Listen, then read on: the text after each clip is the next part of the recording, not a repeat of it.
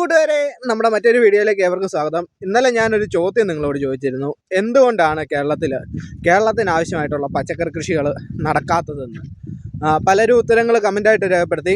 ഒത്തിരി പേരും വീഡിയോ കണ്ട് സ്ക്രോൾ ചെയ്ത് പോയി. അതൊന്നും നമുക്ക് വിഷയമുള്ള കേസ് കിട്ടില്ല. എൻ്റെ നിരീക്ഷണങ്ങൾ ഞാനിന്ന് പറയാമെന്ന് പറഞ്ഞായിരുന്നു. ഒന്നാമത്തെ നിരീക്ഷണം എന്നാന്ന് ചോദിച്ചു കഴിഞ്ഞാൽ, നമ്മുടെ യുവതലമുറയ്ക്ക് കൃഷി ചെയ്യാൻ താല്പര്യമില്ല. അവർക്ക് ഇവിടെ നിൽക്കണമെന്ന് താല്പര്യമുണ്ട്, പക്ഷേ അവർക്ക് അതിനുള്ള അവസരങ്ങളില്ല. ഇപ്പോൾ കൃഷി ചെയ്തുകൊണ്ട് മാത്രം ഇവിടെ ഇപ്പം കൃഷി ചെയ്ത് ജീവിക്കാൻ പറ്റുമല്ലെന്ന് അവരെ പറഞ്ഞ് പഠിപ്പിച്ചു പോയി. അതാണ് ഒന്നാമത്തെ കേസ്. വൈറ്റ് കോളർ ജോലി അല്ലെങ്കിൽ ഇപ്പോൾ +2 കഴിയുമ്പോൾ തന്നെ രാജ്യം വിടുക എന്നുള്ളതാണ് ഒന്നാമത്തെ ഇത് കൂട്ട്.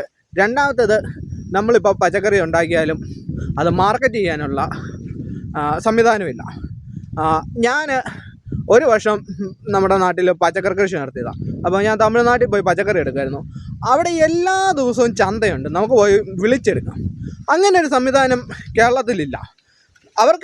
ഞാൻ അവിടെ ഉള്ളവരോട് സംസാരിക്കുമ്പോൾ അവർ പറയുന്നത്, എത്ര കിലോ പച്ചക്കറി ഉണ്ടെങ്കിലും അവരവിടെ കൊണ്ടുപോയി വെച്ച് കഴിഞ്ഞാൽ വിറ്റ് പോകുന്നു.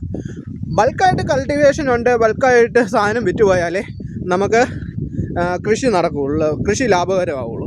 അല്ലാതെ 1 കിലോ അല്ല 2 കിലോയും കൊണ്ട് ഇന്നത്തെ കാലത്ത് ഒരു കാരണവശാലും ജീവിച്ചു പോകാൻ പറ്റില്ല. അതാണ് രണ്ടാമത്തെ കാരണം.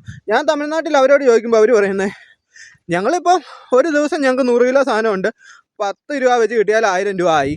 10 രൂപ ഒന്നും അല്ല കേട്ടോ, അതാണ് അവരുടെ കണക്ക്. അതാണ് അവർ കണക്ക് പറയുന്നത്. മാത്രമല്ല, അവർക്കൊക്കെ കൃഷി ഓഫീസിൽ നിന്നൊക്കെ നല്ല സഹായമുണ്ട്, വളങ്ങൾക്കൊക്കെ നല്ല വിലക്കുറവുണ്ട്.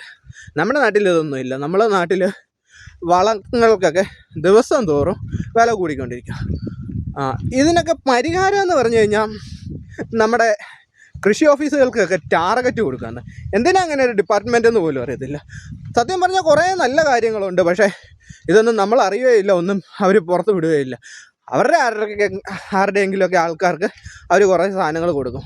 സത്യം പറഞ്ഞാൽ ഒരു പഞ്ചായത്തിൻ്റെ കീഴിലുള്ള കൃഷി ഓഫീസർക്ക് ടാർഗറ്റ് കൊടുക്കുക, അതേ ഇനി നടപടിയാവുള്ളൂ. അതാണ് സത്യത്തിൽ ചെയ്യേണ്ടത്.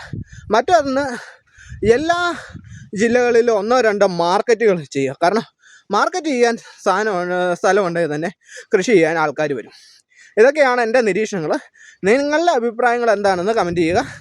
അപ്പം ഞാൻ പുതിയൊരു വീഡിയോ ആയിട്ട് വരുന്നതാണ്. അതുവരേക്കും എല്ലാവർക്കും ഗുഡ് ബൈ.